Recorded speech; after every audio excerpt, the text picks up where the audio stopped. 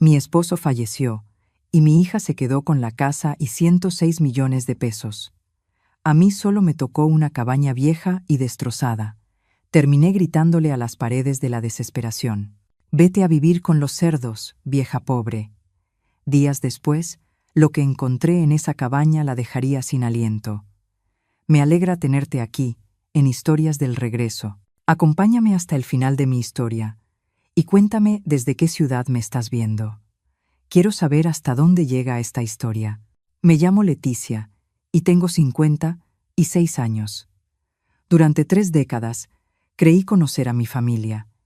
Pensé que el amor y la lealtad aún significaban algo hasta el día en que mi esposo murió y descubrí cuán equivocada estaba. La lectura del testamento fue en la oficina del licenciado Herrera, un hombre mayor con lentes que se le resbalaban por la nariz mientras repasaba los papeles que decidirían mi destino. Yo estaba sentada en una silla de cuero gastado, con las manos entrelazadas sobre el regazo tratando de contener los nervios. Mi hija Adriana estaba a mi lado, vestida con un traje negro elegante que no recordaba haberle visto antes. Su postura era tensa, expectante. «Bien», dijo el licenciado Herrera aclarando la garganta. «Procederé con la lectura de los últimos deseos de Rogelio Morales». Sentí que el corazón me golpeaba el pecho. Rogelio y yo habíamos estado casados 25 años. Habíamos trabajado hombro a hombro para construir una vida, una casa, un futuro. Por supuesto, asumí que todo se dividiría de manera justa o que al menos la mayoría sería para mí, considerando que Adriana ya tenía una carrera exitosa como abogada. «A mi querida esposa Leticia», continuó el abogado, «le dejo la cabaña en Camino del Encino junto con todo su contenido». Fruncí el ceño. La cabaña era una estructura vieja y maltrecha que Rogelio había heredado de su padre hacía muchos años.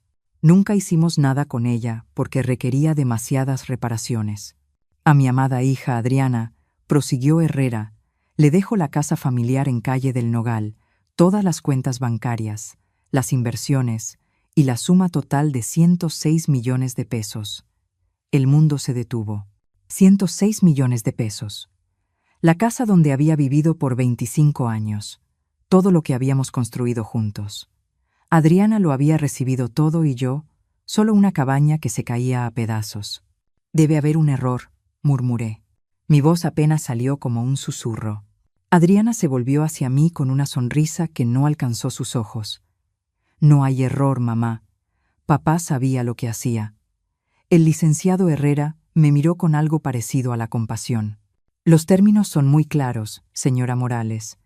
Su esposo fue muy preciso con sus deseos». Salimos de la oficina en silencio. El sol de abril parecía demasiado brillante, casi cruel. Durante el camino de regreso, Adriana no dijo una sola palabra, pero podía sentir su satisfacción emanando de ella como el calor de una estufa. Esa noche, mientras preparaba la cena como lo había hecho durante décadas, Adriana finalmente habló. «Mamá, tenemos que hablar sobre los arreglos de vivienda». Dejé el cuchillo sobre la tabla de picar. «¿Qué arreglos?». «Bueno, esta es mi casa ahora, y sinceramente creo que ya es hora de que tengas tu propio espacio». La miré con incredulidad, esperando que se tratara de una broma. «Adriana, esta ha sido mi casa por 25 años. Aquí construí mi vida con tu padre».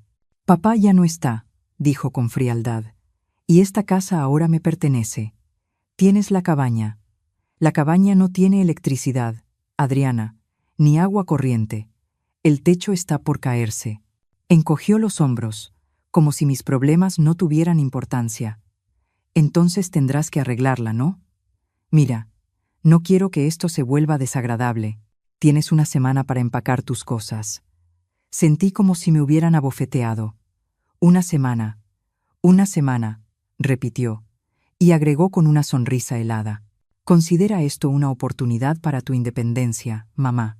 Siempre dijiste que querías más tiempo para ti misma».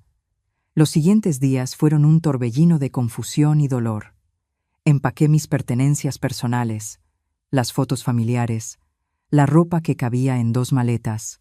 Adriana vigilaba todo como un halcón, asegurándose de que no me llevara nada que considerara valioso. Eso no, me dijo cuando intenté tomar el juego de porcelana que me había regalado mi madre. Eso vino con la casa. Era de mi madre, Adriana, y ahora es parte de mi herencia. El último día, mientras cargaba mis maletas en mi viejo coche, Adriana salió de la casa. Llevaba un vestido de diseñador nuevo y joyas que no reconocí. «Espero que entiendas que esto no es personal, mamá», dijo. Pero su tono decía todo lo contrario. Papá obviamente tenía sus razones para hacerlo. «¿Y cuáles crees que fueron esas razones?», pregunté, con la voz temblorosa. Amanda se acercó a mí, y por un instante creí que por fin mostraría algo de ternura, pero su mirada se endureció como piedra. Tal vez porque al fin entendió que siempre me consideró una carga, siempre dependiendo de él, nunca aportando realmente. Quizás quería asegurarse de que yo, que sí hice algo con mi vida, obtuviera lo que merecía. Sus palabras me golpearon como balas. «Amanda, sacrifiqué mi carrera para criarte. Dejé mi empleo para ser ama de casa porque tú y tu padre así lo quisieron. Nadie te obligó a hacer nada, mamá. Esas fueron tus decisiones». Subí al coche con las manos temblorosas. Amanda se quedó en la entrada observando cómo me alejaba de la única casa que conocí como adulta. Cuando llegué a la cabaña, el sol ya se estaba ocultando. La estructura se veía peor de lo que recordaba. La pintura estaba descascarada, las ventanas rotas y las escaleras del porche se tambaleaban peligrosamente. Pero era lo único que tenía. Esa primera noche, acostada en el suelo sobre una manta vieja, mirando las estrellas por un agujero en el techo, lloré como no lo hacía desde niña. No solo por haber perdido mi hogar, sino también por la hija que creí conocer. ¿Cómo llegamos a esto? ¿Cómo la niña que formé, la que amé sin condiciones, pudo volverse tan cruel? Pero mientras las lágrimas se secaban en mis mejillas y el silencio del bosque me envolvía, una chispa se encendió dentro de mí. No era rabia, no todavía, era determinación. Si Amanda pensaba que me rendiría, si creía que me quebraría, estaba muy equivocada. No tenía idea de lo que me esperaba en esa cabaña vieja y aparentemente inútil. No sabía que mi vida estaba por cambiar para siempre. Los primeros días allí fueron los más duros que recuerdo. Sin luz eléctrica, me alumbraba con velas y una linterna vieja que encontré en un cajón lleno de polvo. Sin agua corriente, caminaba casi 1 kilómetro hasta un pozo que aún servía, cargando cubetas que cada día pesaban más. Mis manos, acostumbradas a la comodidad de una vida tranquila, se llenaron de ampollas y cortes, pero ese dolor físico no se comparaba con el del alma. Al tercer día, mi hermana Linda me llamó. Su voz sonaba distante, fría. «Joyce, ¿es cierto lo que dice Amanda?» «¿Qué dice?», pregunté, aunque en el fondo ya lo sabía. «Dice que atacaste al abogado durante la lectura del testamento, que gritaste e hiciste un escándalo porque no te dejaron todo el dinero». El teléfono se me hizo pesado en la mano. «Linda, eso es completamente falso. Yo jamás haría eso. También dice que la has estado acosando, pidiéndole dinero y amenazándola con contratar a un abogado para impugnar el testamento». «Eso es mentira», dije con la voz quebrada. «Linda, soy tu hermana. Tú me conoces mejor que nadie». Hubo un silencio largo y doloroso. No sé qué pensar, Joyce. Amanda sonaba muy alterada cuando me llamó. Dijo que tenía miedo de ti. Al colgar, me senté sobre el suelo de madera podrida y lloré hasta quedarme sin fuerzas. Amanda no solo me había arrebatado mi casa, también estaba destruyendo poco a poco todos mis lazos familiares. Al día siguiente, mi cuñada Beatriz canceló nuestro almuerzo de los viernes. «Creo que es mejor que te tomes un tiempo para ti, Joyce, para reflexionar sobre todo», me dijo. Luego fue mi prima Sofía, que siempre fue como una hermana para mí. «Amanda dice que has estado bebiendo mucho desde que murió Robert. Tal vez deberías buscar ayuda». Cada llamada era una puñalada más. Amanda había creado cuidadosamente una historia donde yo era la mala, la viuda ambiciosa incapaz de aceptar que su esposo no confiara en ella. Una semana después de instalarme en la cabaña, Amanda llegó a mi puerta. Venía en un BMW rojo brillante y llevaba un abrigo que seguramente costaba más que mi coche entero. «Hola, mamá», dijo con una sonrisa fingida. Vine a ver cómo te estás adaptando. La miré a través de la puerta medio rota, intentando entender qué hacía ahí. ¿Qué quieres, Amanda? ¿No puedo venir a visitar a mi madre? Soltó riendo, pero su risa sonó vacía. Vaya, este lugar sí que es un desastre. Mira esas ventanas rotas y ese techo. Dios mío, ¿en serio vives aquí? No tengo opción. Bueno, supongo que tendrás que hacer que funcione. Se acercó un poco más y bajó la voz. ¿Sabes, mamá? He estado platicando con la familia sobre ti. Sentí un nudo en el estómago. ¿Qué les has dicho? Solo la verdad, que has estado muy amargada desde la lectura del testamento, que no puedes aceptar las decisiones de papá, que has estado diciendo cosas muy feas sobre mí. Amanda, eso no es cierto y lo sabes. Se encogió de hombros. La percepción es la realidad, mamá, y la percepción es que no estás manejando bien tu duelo. Luego se giró y empezó a caminar hacia su auto, pero antes de subir se detuvo y me miró por encima del hombro. Oh, y mamá. Linda mencionó que podrías intentar impugnar el testamento. Solo para que sepas, papá trabajó con el mejor abogado del estado. Todo está perfectamente blindado. Si intentas algo, solo perderás el poco dinero que te queda. Cuando se fue, me quedé parada en esa puerta rota mucho tiempo, viendo cómo su auto desaparecía por el camino de tierra. La realidad de mi situación me golpeó con la fuerza de una tormenta. No solo había perdido mi casa y a mi familia, sino que Amanda había destruido poco a poco mi reputación. Esa noche, mientras intentaba tapar una de las ventanas rotas con cinta y cartón, pensé en los últimos 25 años. Había sido realmente una mala madre, una mala esposa. Recordé cuando Amanda tenía 8 años y se enfermó de neumonía. Pasé 3 noches seguidas en el hospital, durmiendo en una silla incómoda, sosteniéndole la mano sin soltarla. Me vinieron a la mente todas las funciones escolares a las que asistí, los proyectos de ciencias que hicimos juntas, las noches en vela esperando que regresara a casa siendo adolescente. También recordé cuando Rogelio perdió su trabajo en 1998 y yo volví a trabajar como secretaria para mantenernos a flote. Luego dejé ese empleo cuando él consiguió uno mejor porque dijo que era importante que alguien estuviera en casa para cuidar de Amanda. ¿Habrán significado algo esas cosas para él? ¿Para Amanda? Al parecer no. 2 semanas después de mudarme, mi vecino más cercano, don Ramírez, vino a verme. Era un hombre mayor que conocía a Rogelio desde hacía años. Leticia, dijo mientras se quitaba el sombrero, lamento mucho lo de Rogelio y más aún lo que estás pasando. Gracias, don Ramírez.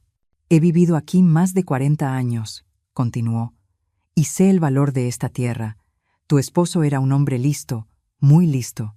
En ese momento, no entendía a qué se refería, pero sus palabras se quedaron rondando en mi mente. Al terminar mi segundo mes en la cabaña, había bajado 15 libras.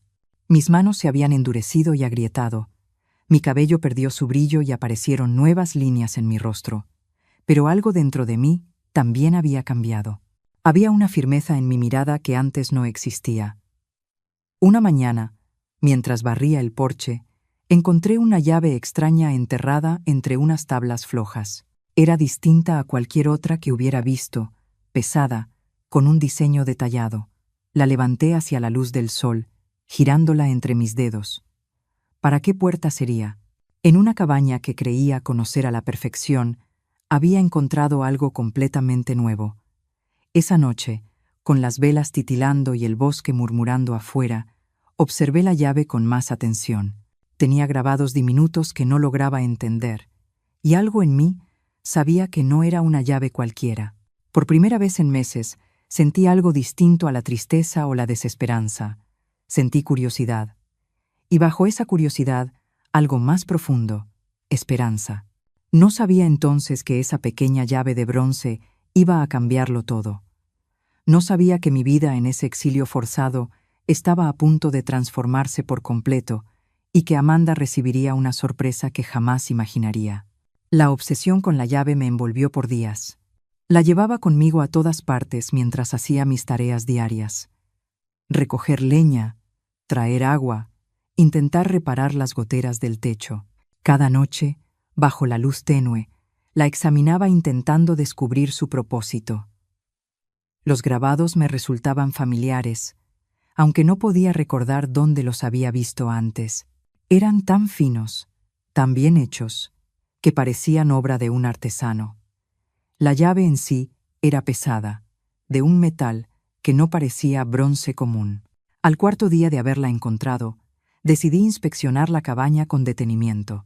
Durante los meses que llevaba allí, había estado demasiado ocupada, sobreviviendo para explorar de verdad. Ahora, motivada por la llave, comencé a buscar alguna cerradura, compartimento o escondite. Empecé por el sótano, un lugar húmedo y lleno de telarañas que siempre había evitado. Con una linterna vieja y una nueva determinación, bajé por las escaleras de madera que crujían bajo mi peso. El espacio era más grande de lo que recordaba, extendiéndose bajo toda la cabaña. Las paredes eran de piedra y el suelo de tierra apisonada. En una esquina había cajas cubiertas de polvo y en otra, herramientas oxidadas colgaban de clavos. Fue entonces cuando la vi. Una pequeña puerta de metal empotrada en la pared del fondo, casi escondida detrás de una estantería vieja. Mi corazón empezó a latir más rápido. La puerta tenía una cerradura pequeña y ornamentada, con los mismos símbolos que en la llave. Con las manos temblando, la saqué del bolsillo y la introduje. Encajó perfectamente. El mecanismo giró con un clic suave, a pesar de los años que debía tener. La puerta se abrió revelando un hueco del tamaño de una caja fuerte. Dentro había un sobregrueso de papel manila y una cajita metálica. Tomé ambos con cuidado y subí las escaleras con el corazón desbocado. A la luz tenue, abrí primero el sobre. Contenía documentos legales que al principio no entendí. Escrituras, mapas topográficos y papeles oficiales del Estado. Pero al revisarlos con una lupa que encontré en un cajón, comencé a comprender. Eran derechos minerales, derechos de extracción sobre toda la propiedad donde estaba la cabaña, y no solo del terreno que podía ver, sino de unas 200 hectáreas de bosque que se extendían hacia las colinas. Sentí que la respiración se me aceleraba. Según los documentos, que databan de los años 20, la familia de Rogelio había sido dueña de los derechos minerales de esa tierra durante generaciones. Pero lo más importante era un informe geológico reciente, fechado apenas 2 años antes de la muerte de Rogelio. El documento señalaba depósitos considerables de cuarzo de alta calidad y posibles vetas de piedras semipreciosas. Pero lo que me dejó sin aliento fue la última página. Una oferta de compra de una empresa minera por los derechos de extracción, 92 millones de pesos. La propuesta había sido hecha 6 meses antes de que Rogelio muriera, pero según una nota escrita a mano en el margen, él la había rechazado. «Esperaré el momento adecuado», había escrito con su letra inconfundible. Con las manos temblando, abrí la caja metálica más pequeña. Dentro había una carta sellada con mi nombre escrita con la letra de Rogelio. «Mi querida Leticia», comenzaba la carta, «si estás leyendo esto, significa que encontraste lo que dejé para ti. Espero que Adriana no haya sido demasiado cruel, pero conociendo su naturaleza, probablemente lo fue. Tuve que detenerme un momento para secar las lágrimas que caían sobre el papel. Sé que te preguntarás por qué hice las cosas de esta manera», continuaba la carta. «¿Por qué le dejé la casa y el dinero a Adriana, mientras que a ti te dejé esta cabaña que parece no valer nada? La respuesta es simple. Te conozco, Leticia. Sé de tu fuerza, tu resistencia y tu capacidad para sobrevivir y salir adelante incluso en las peores circunstancias. Adriana nunca tuvo que pelear por nada, le dimos todo en bandeja de plata, y temo que eso la convirtió en alguien que ya no reconozco. Alguien ambiciosa, manipuladora, sin compasión por nadie. Si te hubiera dejado todo directamente, ella habría encontrado la forma de arrebatártelo, por las buenas o por las malas». Respiraba con dificultad mientras seguía leyendo. «Pero tú, mi amor, tienes algo que Adriana nunca tendrá. Verdadera fortaleza interior. Sabía que si alguien podía sobrevivir en esa cabaña el tiempo suficiente para descubrir este tesoro, serías tú.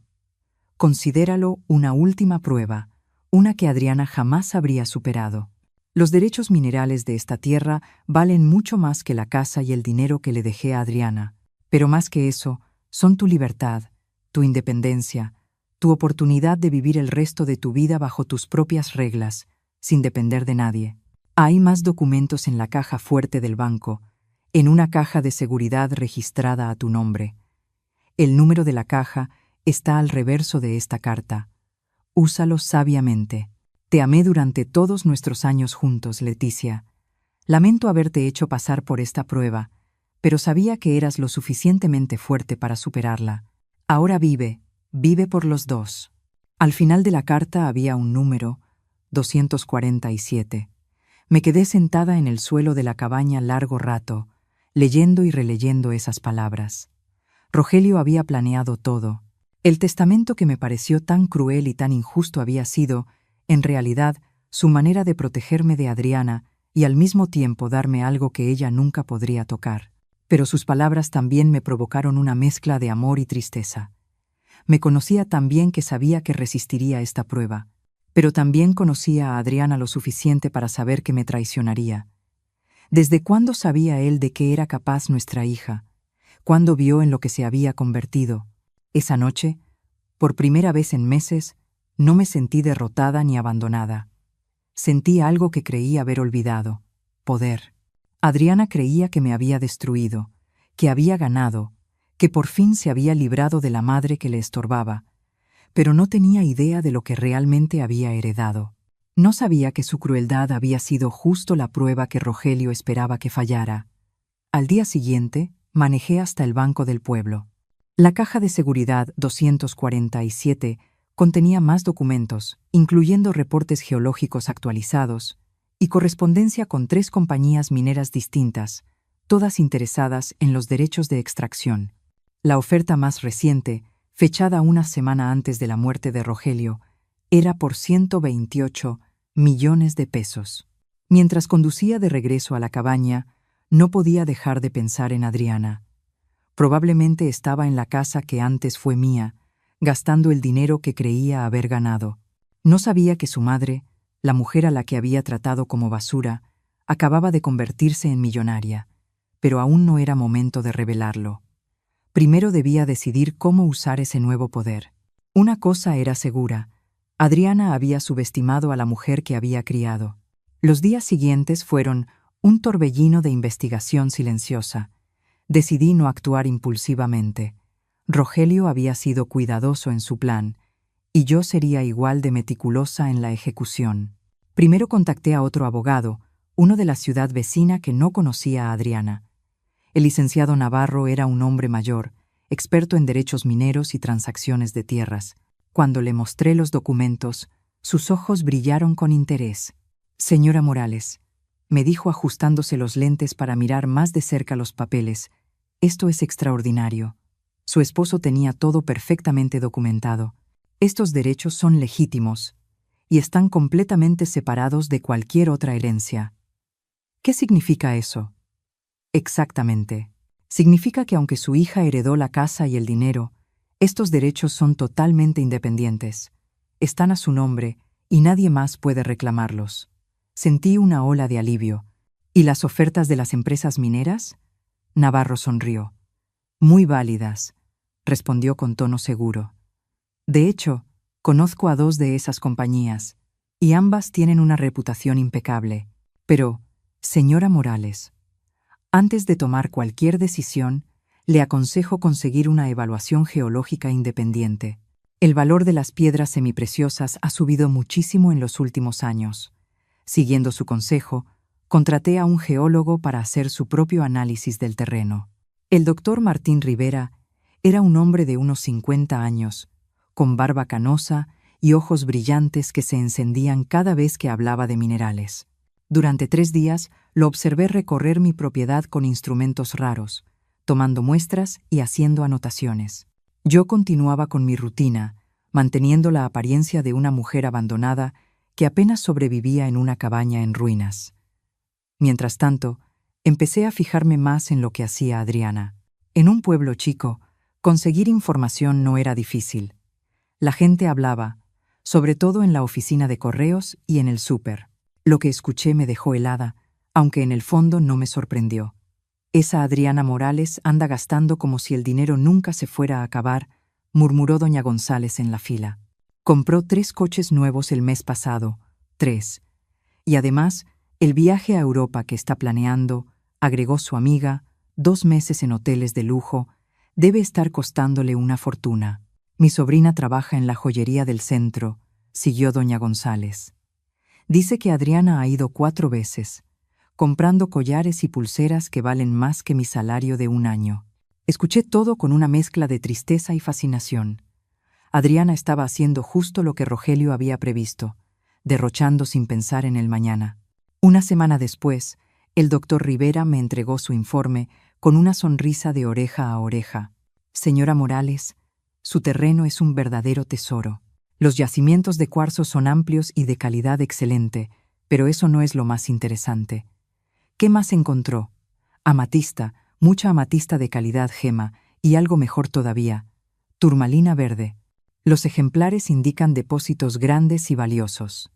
No entendía mucho de piedras preciosas, pero la expresión del doctor me lo decía todo. Aquello era una buena noticia. ¿De qué cantidad estamos hablando?, pregunté. De manera conservadora, diría que los derechos de extracción podrían valer entre 200 y 300 millones de pesos. Tal vez más, si la turmalina es tan abundante como creo, 15 millones, 3 veces más de lo que Adriana había heredado, y eso siendo cauteloso. Esa noche, mientras cenaba a la luz de las velas, no pude evitar sonreír. Rogelio sabía exactamente lo que hacía. Había transformado mi aparente humillación en la victoria más grande de mi vida. Pero no me detuve ahí. Empecé a observar los movimientos de Adriana con más atención, no por resentimiento, sino por estrategia. Una tarde, mientras hacía unas diligencias en el banco, escuché una conversación interesante. Adriana estaba en la ventanilla junto a la mía, hablando con el cajero con ese tono altivo suyo.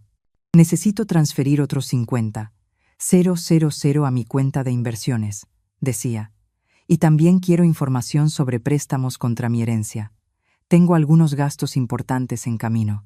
Préstamos contra su herencia. Eso significaba que ya estaba gastando más de lo que tenía disponible. Cuando se fue, esperé unos minutos antes de acercarme al mismo cajero, un joven nervioso, seguramente nuevo. Disculpe, le dije con mi voz más amable. La señora que acaba de irse, ¿no es Adriana Morales? Creo que podría ser familiar mía. Ah, sí, la señora Morales, contestó él. Ha estado muy activa con sus cuentas últimamente. ¿Activa? Bueno, no debería decir nada, pero bajó la voz y agregó como quien comparte un chisme. Pero entre usted y yo, nunca vi a alguien gastar tan rápido. Hace retiros grandes casi todos los días. Aquella información era oro puro. Adriana no solo estaba quemando la herencia de Rogelio, lo hacía a un ritmo insostenible. Unas noches después, mientras repasaba los documentos de Rogelio, encontré una nota que antes se me había pasado. En el margen de uno de los viejos informes geológicos había escrito: Adriana nunca tuvo paciencia para lo que realmente importa. Siempre quiso gratificación inmediata. Leticia, en cambio, entiende el valor de esperar el momento adecuado.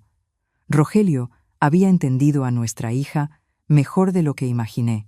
Había visto su impulsividad y su incapacidad para postergar los deseos, y había convertido esa debilidad en su castigo. Al día siguiente decidí darme una vuelta por el pueblo. Hacía semanas que no salía más que por lo indispensable, pero ahora quería verla, ver en qué gastaba su fortuna. La encontré en la tienda más cara del lugar, probándose un abrigo que probablemente costaba más que todo mi guardarropa. «¿Qué te parece este?», le preguntaba a la dependienta, girando frente al espejo. «Es para mi viaje a París el mes que viene». «Le queda precioso, señora Morales», respondió la empleada.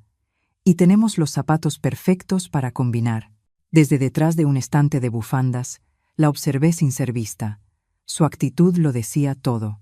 Compraba de manera compulsiva, eligiendo lo más caro sin mirar las etiquetas, como si el dinero pudiera llenar un vacío que llevaba dentro.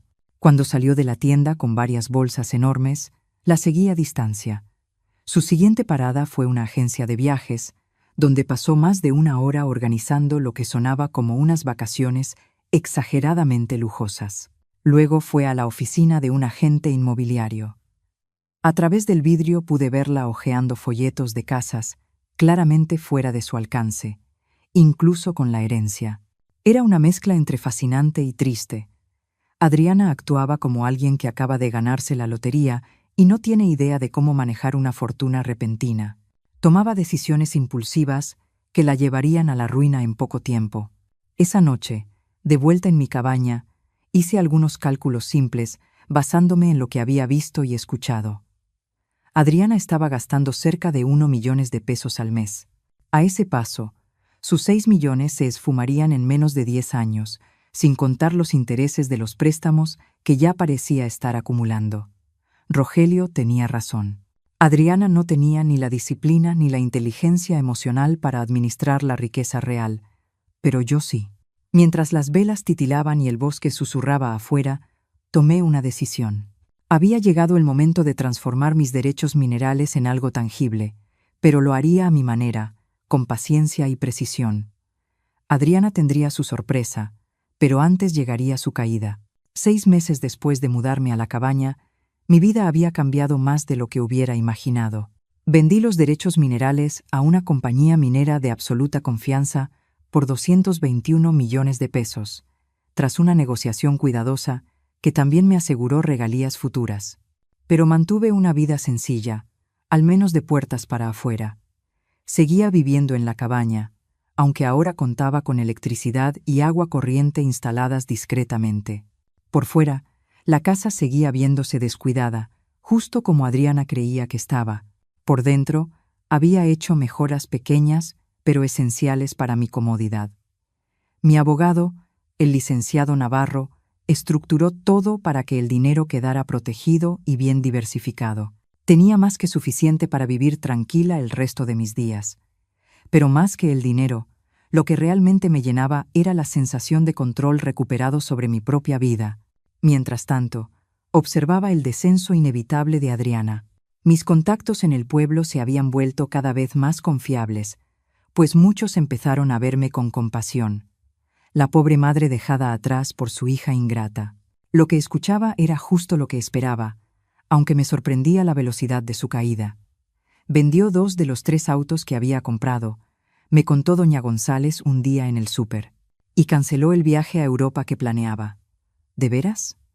Pregunté fingiendo asombro. Mi cuñada trabaja en el banco, añadió. Dice que Adriana ha ido casi diario tratando de conseguir más préstamos. Aparentemente ya debe más de 3 millones de pesos, 200.000 en 6 meses. Su autodestrucción avanzaba más rápido de lo que había anticipado. Pero lo que realmente confirmó que su mundo se desmoronaba fue verla en la farmacia un martes por la tarde. Se veía distinta. Su cabello, antes siempre impecable, ahora estaba descuidado. Su ropa, aunque de marca, lucía arrugada. Pero lo más revelador eran sus ojos. Tenían esa expresión perdida y asustada de alguien que empieza a comprender las consecuencias de sus actos. Compraba medicinas para la ansiedad y pastillas para dormir, hablando en voz baja y apurada con el farmacéutico, preguntando si su seguro cubriría el costo. Esa noche, mientras cenaba tranquila en mi cabaña ya cálida y acogedora, recibí la llamada que había estado esperando. Mamá, la voz de Adriana sonaba débil, vulnerable, como no la oía desde que era niña. Hola, Adriana. Mamá, necesito hablar contigo. ¿Puedo ir a verte? Miré por la ventana hacia la oscuridad del bosque, sintiendo una calma extraña. Claro. ¿Cuándo? Ahora. Es urgente. Está bien. Sabes dónde encontrarme. 1 hora después, escuché el ruido de un motor acercándose por el camino de tierra. Al salir al porche, noté que ya no era el BMW rojo brillante. Era un sedán viejo, quizá de 10 años. Adriana bajó lentamente, como si cada paso le costara. Cuando se acercó a la luz, vi que había estado llorando. Mamá, dijo con la voz quebrada, he cometido errores terribles. No respondí enseguida. Solo la miré, recordando todas las veces que venía a mí por ayuda de niña y cómo esas visitas desaparecieron cuando se casó y creyó no necesitarme más. ¿Quieres pasar?, pregunté al fin. Asintió y la conduje adentro. Había preparado té, como si hubiera sabido que esta charla llegaría. Adriana se sentó en la silla frente a mí, mirando el lugar con una mezcla de asombro y tristeza. «No es tan feo como pensaba», murmuró. «Has hecho mejoras». «Hice lo que pude», respondí. Se quedó callada un largo rato, frotando las manos en su regazo. Luego levantó la mirada. «Mamá, estoy en problemas graves». «¿Qué clase de problemas?» «Dinero. Debo mucho dinero, más de lo que puedo pagar». «¿Cuánto?» 7 millones de pesos. Su voz apenas fue un susurro. Pensé que tenía más tiempo, que el dinero de papá nunca se acabaría. Pero hice tonterías, gasté sin pensar, compré cosas innecesarias e invertí mal. La miré, a esa mujer que una vez fue mi bebé, mi niña, y que ahora parecía una desconocida. Pero allí, sentada en mi cabaña sencilla, despojada de toda su soberbia, alcancé a ver un reflejo de la hija que recordaba. «¿Y qué esperas que haga yo?», pregunté despacio. «Necesito tu ayuda, mamá. Sé que no la merezco. Sé que te traté muy mal, pero eres lo único que me queda». Las lágrimas comenzaron a rodar por su rostro, y por un momento mi corazón se ablandó. Era mi hija, al fin y al cabo, la niña que crié, a la que amé sin condición, sin importar cuánto daño me causara. «Adriana», dije en voz serena, «hace 6 meses me gritaste que me fuera a vivir con los cerdos. Me llamaste vieja pobre. Me humillaste frente al recuerdo de tu padre y me echaste de la casa que fue mi hogar. Lo sé, mamá, lo sé, y me arrepiento tanto. Me quitaste mis fotos, mi ropa, incluso la vajilla que era de mi madre. Dijiste que nunca había aportado nada, que siempre fui una carga». Cada palabra era como una cachetada, y su rostro se contraía con cada recuerdo. «Y ahora», continué, «vienes a esta cabaña que considerabas una vergüenza, pidiéndome ayuda. Dime, Adriana, ¿qué ha cambiado? ¿Ahora soy buena madre porque necesitas dinero?» «No, mamá, no es eso. Me di cuenta de lo que hice. He tenido tiempo para pensar, para entender cómo traté a la única persona que me quiso de verdad». Sus palabras sonaban sinceras, y parte de mí quería creerlas, pero otra parte, la que lloró sola en esta cabaña, aún recordaba cada herida. ¿Sabes qué he aprendido viviendo aquí, Adriana? He aprendido que puedo vivir sin ti, que no necesito la aprobación de nadie para valer, que a veces quienes más nos hieren son los que menos merecen nuestro dolor. Mamá, por favor, te lo pagaré. Cuando arregle mis problemas, te devolveré cada peso, con intereses. ¿Con qué dinero, Adriana? Según lo que he oído, ya casi no te queda nada. ¿Qué te hace pensar que podrás pagar deudas de 7 millones de pesos? Se quedó callada, porque las dos sabíamos la respuesta. Me acerqué a la ventana, mirando hacia el bosque oscuro. Durante meses imaginé este momento, el día en que volverías buscando ayuda. En mis pensamientos, yo era fría, dura, indiferente. Pero ahora que te veía tan rota, tan vulnerable, mis emociones eran más confusas. «Mamá», dijo con voz temblorosa, «sé que no tengo derecho a pedirte nada, pero si no consigo el dinero, perderé todo. La casa, mi trabajo, todo». La observé fijamente. «¿Y por qué habría de importarme eso, Adriana? Cuando tú tenías todo y yo nada, ¿te importó mi sufrimiento?» «No», susurró, «y me odio por eso». Era el momento decisivo. Podía elegir ser como ella fue conmigo, cruel, despiadada, o ser la mujer que Rogelio sabía que yo era, fuerte, pero también compasiva cuando la situación lo merecía. «Adriana», dije finalmente, «voy a hacerte una propuesta, una sola». Sus ojos se iluminaron de esperanza. «Te ayudaré con tus deudas, pero no será un regalo. Será un préstamo, con condiciones claras. Lo que sea, mamá, acepto todo». Sonreí, pero no fue una sonrisa amable. «Aún no escuchas los términos». Me senté frente a ella, observando su expresión entre miedo y alivio. «Estos son mis términos», dije con firmeza. «Te prestaré 9 millones de pesos para cubrir tus deudas y darte un respiro». «Mamá, eso es más de lo que imaginaba», empezó a decir. pero levanté la mano para detenerla. No he terminado. El préstamo tendrá un interés del 5% anual y deberás pagarlo en 10 años. Es más generoso que cualquier banco. Asintió de inmediato. Claro que acepto, pero hay más condiciones. Durante los próximos 5 años, trabajarás para mí. Vendrás cada sábado y me ayudarás con lo que necesite en la propiedad. Limpieza, reparaciones, lo que sea, sin quejas ni excusas. Noté el gesto de incomodidad en su rostro, pero asintió. Está bien. Y cada vez que vengas, me hablarás con respeto. Nada de comentarios arrogantes o condescendientes. Me tratarás como a la madre que siempre fui, no como al estorbo que decidiste que era. Sí, mamá. Finalmente dije, levantándome y caminando hacia el escritorio. Quiero que escribas una carta, una disculpa completa por todo lo que me hiciste. No para mí, sino para ti misma, para que crezcas. Y quiero que la leas en voz alta frente a toda la familia en la reunión de Navidad. Adriana palideció. Mamá, eso es humillante. ¿Humillante? La miré fijamente a los ojos. ¿Te parece humillante pedir perdón por humillar a tu propia madre? ¿Por echarme de mi casa y difundir mentiras sobre mí con toda la familia? Bajó la mirada, avergonzada. No, tienes razón, lo haré. Bien, entonces tenemos un trato. Al día siguiente transferí el dinero a su cuenta. Ver su alivio al pagar sus deudas me dio una satisfacción extraña. No porque disfrutara ayudarla, sino porque por primera vez tenía el control total de la situación. El primer sábado que vino a trabajar, llegó en jeans y una camiseta vieja, algo que no veía en ella desde hacía años. Sin sus prendas caras ni su altanería, se parecía más a la hija que recordaba de joven. «¿Qué quieres que haga?», preguntó con un tono respetuoso que no escuchaba desde hacía mucho. «Necesito que ayudes a limpiar el cobertizo del fondo. Estoy organizando unas cosas». Trabajamos en silencio durante un buen rato. Noté que le costaba el trabajo físico. Sus manos suaves no estaban acostumbradas, pero no se quejó. «Mamá», dijo al mover unas cajas. «¿Puedo preguntarte algo?» «Claro. ¿Cómo conseguiste el dinero para prestarme?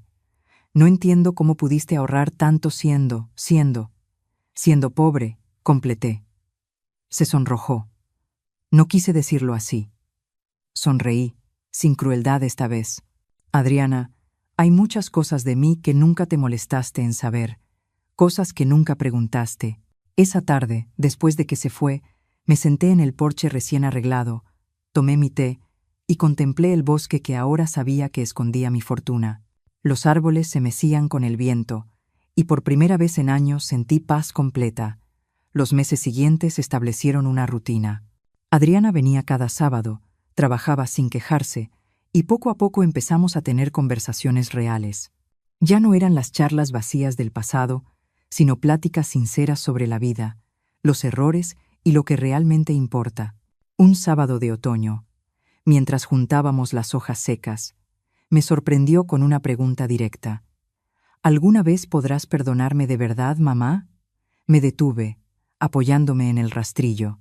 «Adriana, el perdón no es algo que se entrega o se niega como un premio. Llega solo, cuando veo cambios verdaderos». «¿Y los has visto? ¿Cambios reales?». La observé, esta mujer de 40 años que había aprendido la humildad de la manera más dura. «Sí, los he visto. Pero más importante aún, creo que tú también los has visto». Asintió limpiándose una lágrima. «Me avergüenzo tanto de quien fui». «No te avergüences del pasado, Adriana. Úsalo para ser mejor en el futuro». Llegó la Navidad y con ella la primera reunión familiar desde mi destierro. Adriana cumplió su promesa y escribió una carta pidiendo perdón, no solo a mí, sino a toda la familia por las mentiras que había contado. Cuando la leyó en voz alta en la sala de mi hermana Lucía, el silencio era absoluto.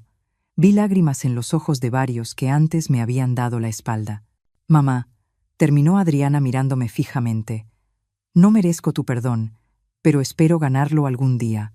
Después de la cena, Lucía se acercó con los ojos llenos de arrepentimiento.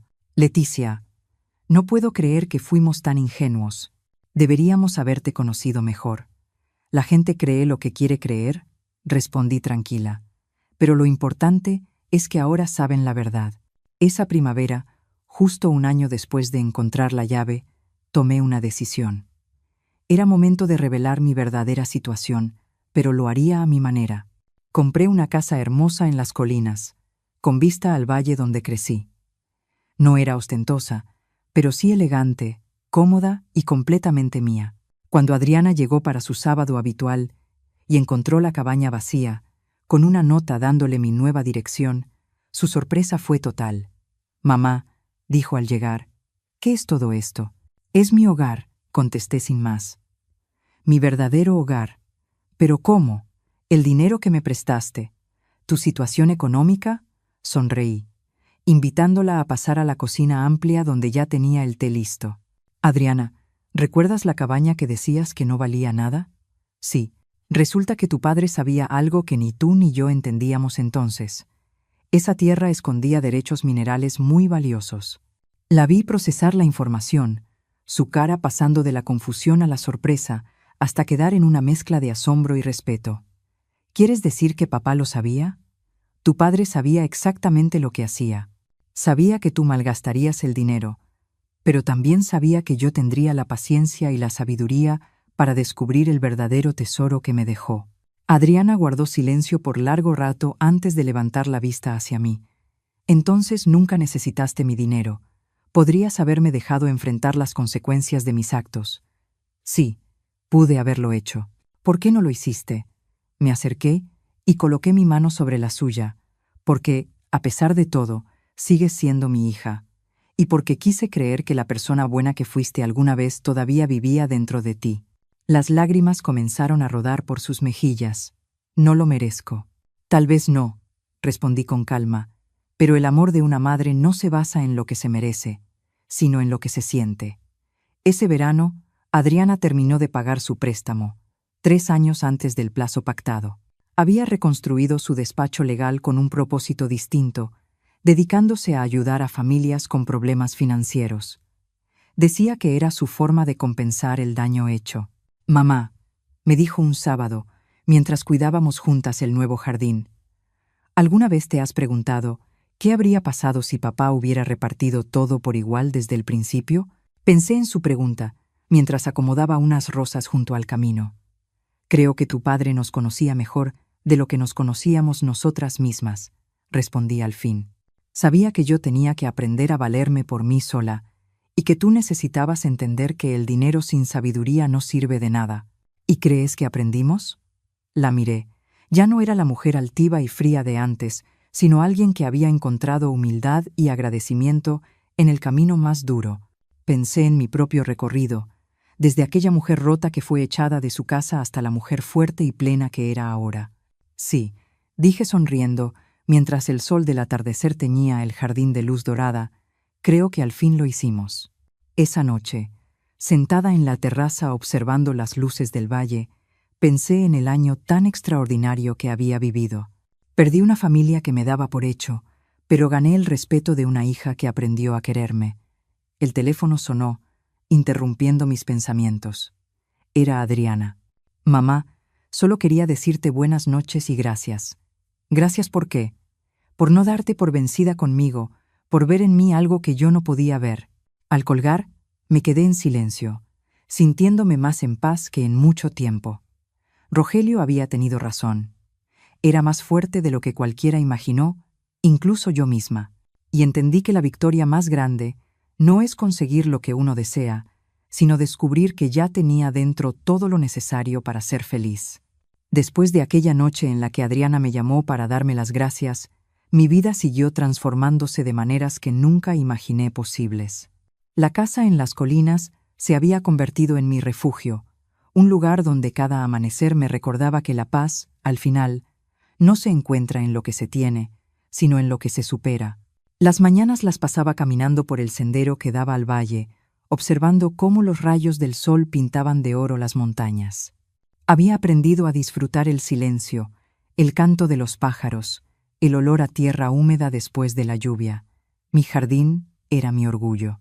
Planté bugambilias, lavanda y agapantos, flores que coloreaban el paisaje con una vitalidad que reflejaba mi propio renacimiento. A veces, mientras cuidaba las plantas, pensaba en Robert. Lo imaginaba sonriendo, satisfecho de ver cómo su lección había echado raíces más profundas de lo que cualquiera de nosotras imaginó. Adriana venía a visitarme cada domingo, ya no por obligación, sino por costumbre. Traía pan dulce, a veces unas empanadas, y pasábamos la tarde tomando café mientras hablábamos de la vida.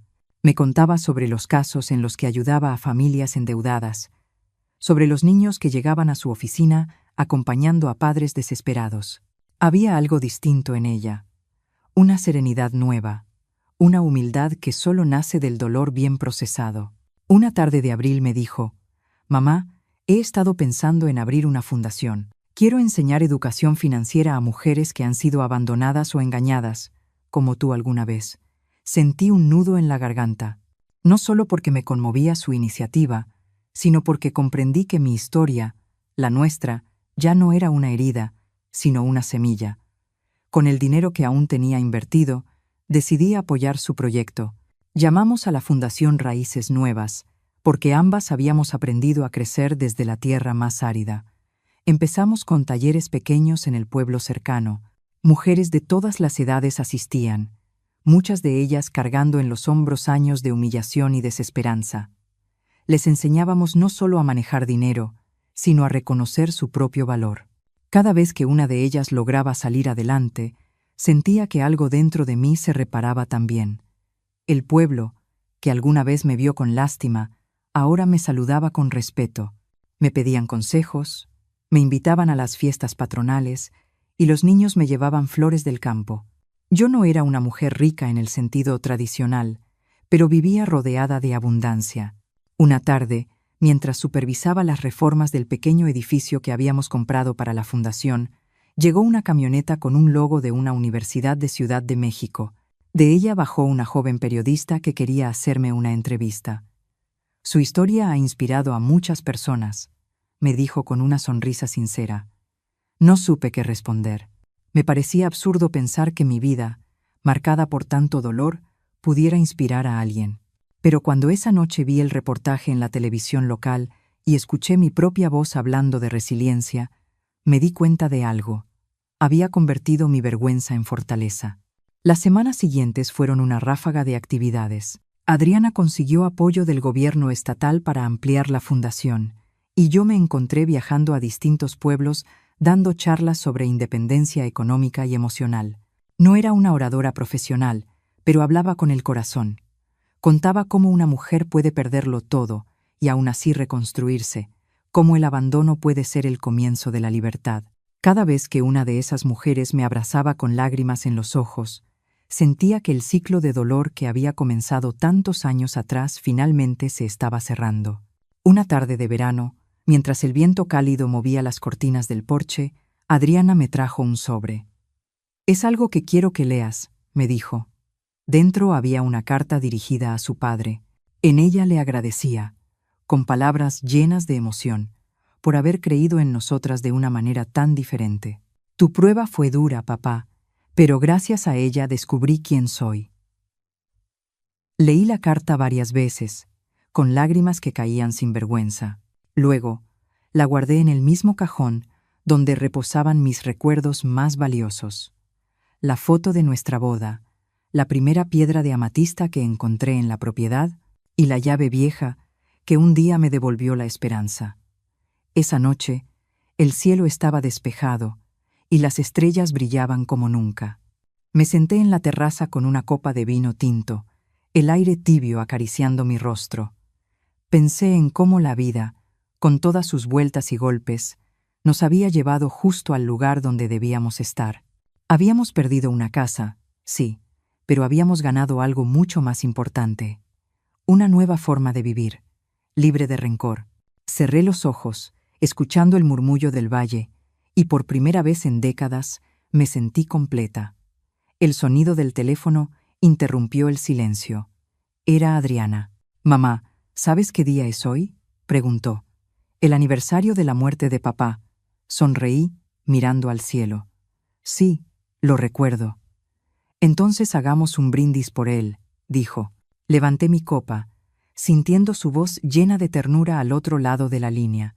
Por Robert, por lo que nos enseñó y por todo lo que nos dejó.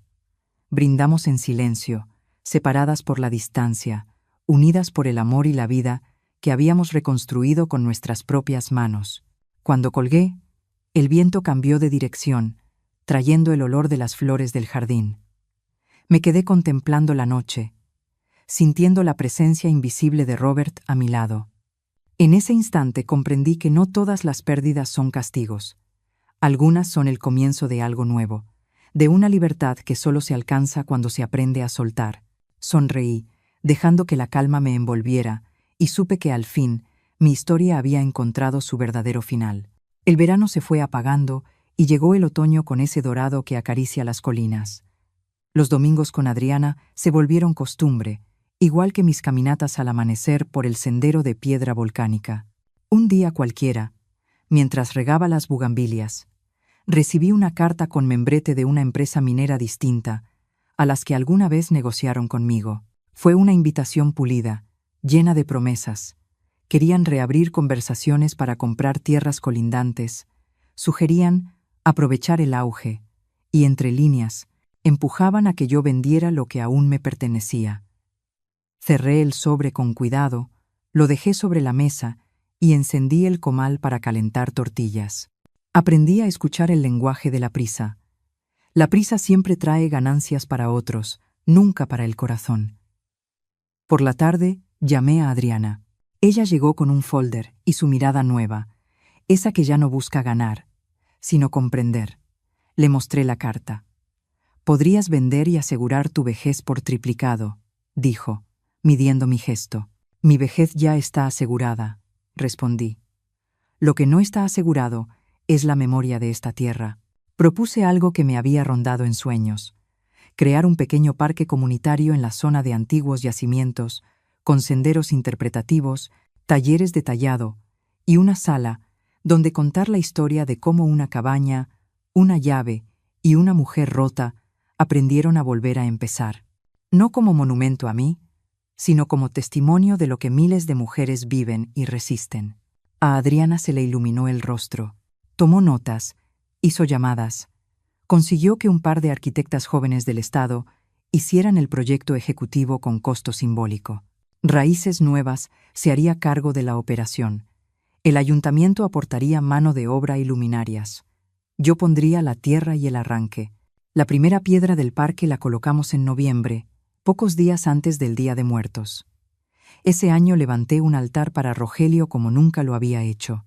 Coloqué la vieja llave, la primera amatista, la carta con su letra y una fotografía donde reíamos con los ojos entrecerrados por el sol.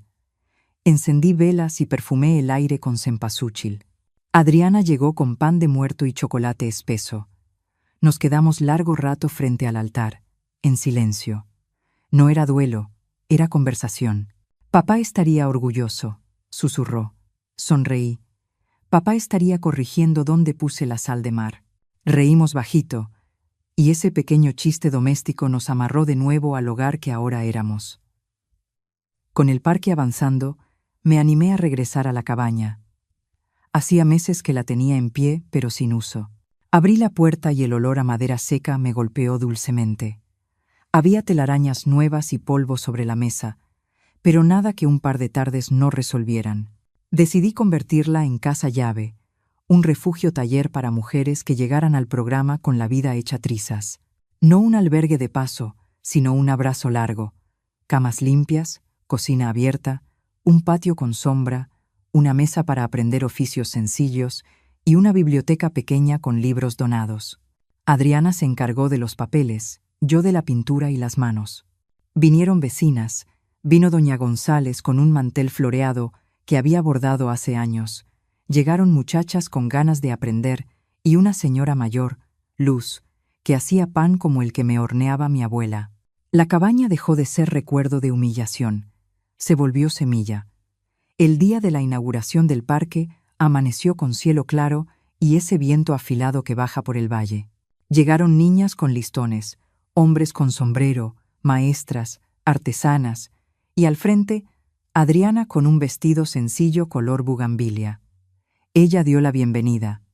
Yo hablé después. No traje discurso, solo conté lo esencial, que un día me quedé sin casa, sin hija y sin nombre, y que la tierra, a su modo paciente, me enseñó a mirar el tiempo de otra forma, que no hay riqueza si no se comparte, ni futuro si se arrasa el presente. Cortamos el listón y entramos al sendero.